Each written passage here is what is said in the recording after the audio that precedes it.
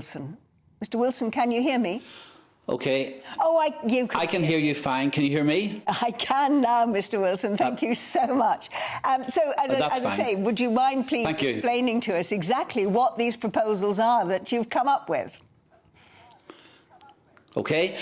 First of all, you're quite right. The Windsor Framework and the Northern Ireland Protocol have not sorted out the problems. We still have political problems in Northern Ireland. No unionists accept the solutions which have been brought forward by the government and the EU, and of course the economy and traders are being affected by it. And there's overreach into the rest of the United Kingdom.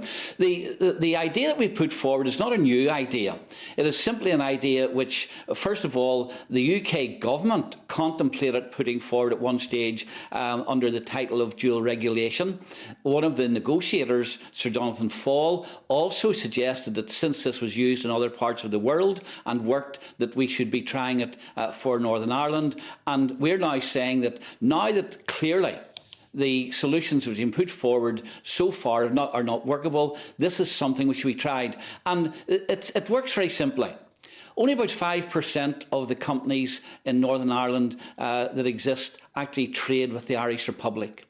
And instead of imposing EU rules on the whole of the Northern Ireland economy and then having a border in the Irish Sea which has to be reinforced as a result of the Windsor Framework, what the government should be doing is saying to the EU, those traders who are trading with the EU and have got obligations in terms of the standards which have to apply to the goods, the customs arrangements and the taxes which have to be paid, we will enforce your rules by ensuring that those companies, when they trade with the Irish Republic, pay the duties that they're due to pay, and adhere to the standards which they have to adhere to, and if they don't, then within our own jurisdiction, we will take sanctions against them. It is so simple, isn't it? You don't have to have a border.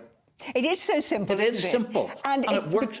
Because it's so simple, the question has to be why you didn't come up with this at the very beginning when the original protocol was being discussed. It would have saved you all of these years of agony that you've had with not being able to have proper power sharing in Northern Ireland. Well, the thing is, the UK government at one stage did contemplate this very early on in the negotiations. The reason why it wasn't accepted was because the EU wanted to use and has used Northern Ireland as a way of keeping its foot in the door of the United Kingdom as a whole. And indeed, as one of the negotiators, EU negotiators, suggested at the time, the price for Brexit will be Northern Ireland. And they then came up with the very complicated arrangements that we have under the protocol, which requires a border on the Irish Sea, requires EU customs posts and trading posts in Northern Ireland, and restricts trade between GB and Northern Ireland, trade which should not be restricted and which under the law shouldn't have been restricted either. So, I mean, it's not that we didn't push it. It's not even that the British government didn't contemplate it. It was simply a political decision that was made. Let's get a deal with the EU. The EU is not going to accept this. Let's go for the much more complicated and unworkable arrangements of the Northern Ireland Protocol and the Windsor Framework. Well, let's hope that now that you've come up with this new framework that it is actually going to work, because we say it is just so simple, and it was obviously the route that should have been taken in the first place. Mr. Wilson, thank you very much indeed for joining us this morning and explaining it.